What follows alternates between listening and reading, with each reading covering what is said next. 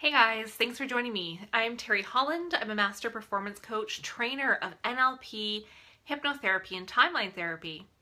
So today I was thinking I might tell you a little story here, and as we're just waiting for people to sign in, I'm just going to share this right now onto my personal page so that people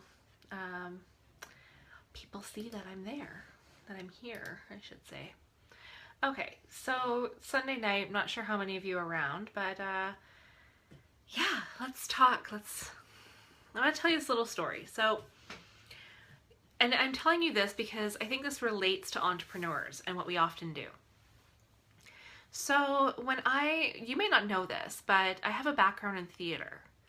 And when I graduated from theater school, I watched all of my friends auditioning for roles, and I was auditioning too. Right? And auditioning for theater companies and just hoping that somebody would cast us in something somewhere. And, this was towards graduation, like as we're leading up towards graduation, all the auditions, general auditions for the next season were coming up. So I got to thinking, and I was kind of like, why? Why am I waiting for someone else to give me approval, so to speak, and give me a part in something? Why don't I just create something?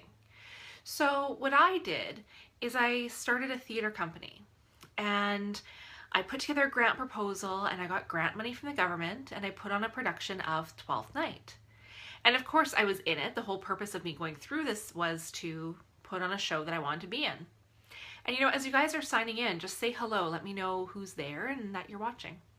So I did this, and I went through this. It took pretty much a year of my life to go through the process of getting funding and creating a marketing plan and casting the show and producing the show and doing everything. And that experience was absolutely invaluable. The experience of taking a show from concept to stage was absolutely invaluable to me. And I learned some really key business skills in this. And I didn't know it at the time. At the time, I didn't know that one day I would get into business and that these skills would translate over. I didn't know that.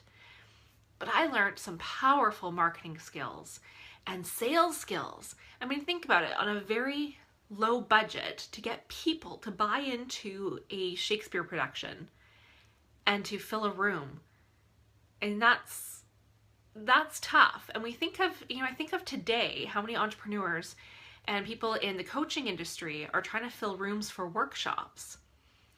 And I think back to that experience of, what did I do? Because we had like zero budget to work with. And somehow I managed to fill these rooms. And then after that, I went on to produce another show that summer called Biblical Babes. And then the next year I produced another show called Waiting for Her Beau. And I did this over and over again. Hey Felicia, thanks for joining. So why am I telling you this story? Why am I telling you this? I'm telling you this because I did something that my classmates weren't doing, and it was that I made something happen. You see, often, and I see this in business, that people sit around, right, and they're waiting for a client to show up. And they're waiting for, hey Leslie, or they're waiting for something to happen for them. And my question is, what are you willing to do? Right? And so many people aren't willing to go that extra mile to get the results that they want, to do the thing that they want to do. And they wait for magic to happen or someone to just give it to them, which is what my classmates were doing. And for those of you who've just joined in now, I was just telling a story about how when I graduated from theater school, I watched all of my classmates struggling to get work. And instead of doing that, I created my own theater company and I produced my own work. And it was funny because at that time, I had a friend say to me, thank you. Thanks for listening. I had a friend say to me at that time, she said, you're really good at this. You're really good at producing shows. I see you as becoming more of a producer. And at that time in my life, I was insulted, right? Because I saw myself as, I was the artist. I was an actor. I wasn't going to produce theater. I was just doing that as a way to create work that I was interested in. But I realize now that that was really the beginning of my entrepreneurial journey. That's where it started. Because I had to figure out, how do I get people to invest in this thing? How do I get grant money? How do I market a show? How do I get people interested in this? How do I sell tickets? How do I plan a budget so that not only does the show break even, but we can actually pay people.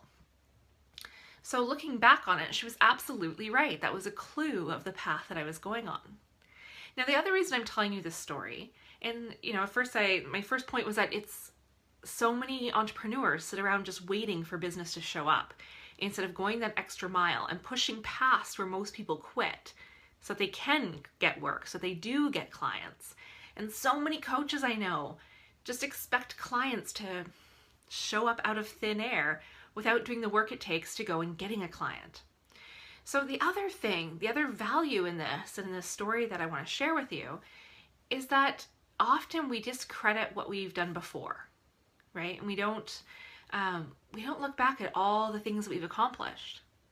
So if I discredited my past in theater because I'm not doing that anymore, right? If I totally discredited that, I would lose the value that I learned from those experiences.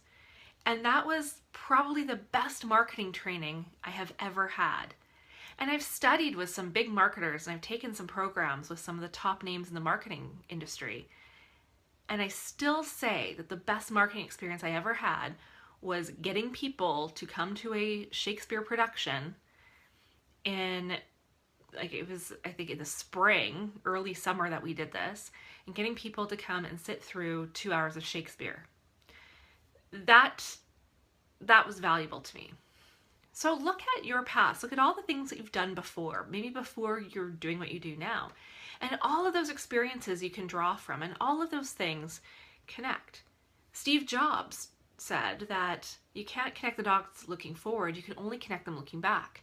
So when you can look back on your life and see where all of these things lined up to bring you to who you are today, you can also see how all of your choices today are going to take you to that next place and that next thing. And so if you're happy with where you are, then you keep going and you keep building on that. If you're not happy with where you are in life, then what choices can you make today? What can you do today that will take you to the next thing? And what can you do differently? See, what I did was I did something differently than what my classmates were doing. And what can you do differently in your business to set you apart from other people? What can you do to set your brand apart, your message apart? How can you stand out in a crowded marketplace? And I saw so many of my classmates in that first year give up. They quit, right? This is too hard. It's not for me. No one's hiring me. And they just quit. They couldn't see that outside of their model of the world, outside of that, there was other possibilities to create what they wanted. And I see that now in business. That so many entrepreneurs, they give up when it starts to get hard.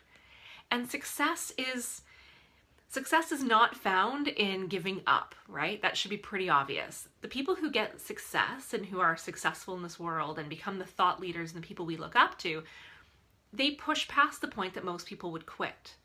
It's not easy. It's not supposed to be easy. If it were easy, then I think everyone would be starting a business and everyone would be making tons of money and everyone would just be living out their dreams. It's not easy. But that doesn't mean it's impossible, and that doesn't mean that you can't do it. It just means that you have to be willing to put in the work it takes to get there. And what I found, just to wrap up here, is by doing that, by producing the show that I wanted to create, I got to be on stage, not in someone else's production that maybe I wasn't excited about, but I got to be in my own production in a role that I was passionate and excited about.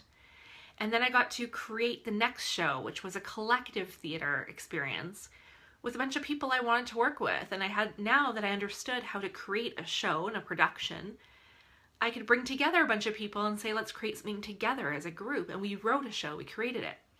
And that was a huge sellout hit. And then the next show after that was with a friend of mine. And I said, hey, I have this idea to write something. Do you want to write it with me? And we created it out of nothing, just the two of us. So there is always a way to do exactly what you want to be doing. But you have to be creative. You have to be willing to do what most people will not do. You have to be willing to work past the point where most people quit. And you have to be willing to be creative and to create something that maybe no one else has thought of yet or is doing yet. So if you have any comments on this, please share them below. I love to see your comments. I'm going to sign off now, but I'll be still watching the conversation and seeing if you have any questions or thoughts that you want to add to this. Thank you so much for joining me once again on a Sunday night. And I will be back tomorrow for another video in my 100 days of 100 videos. Thanks so much again, and if you like this video, please feel free to share it with your friends. Have a great night. Bye.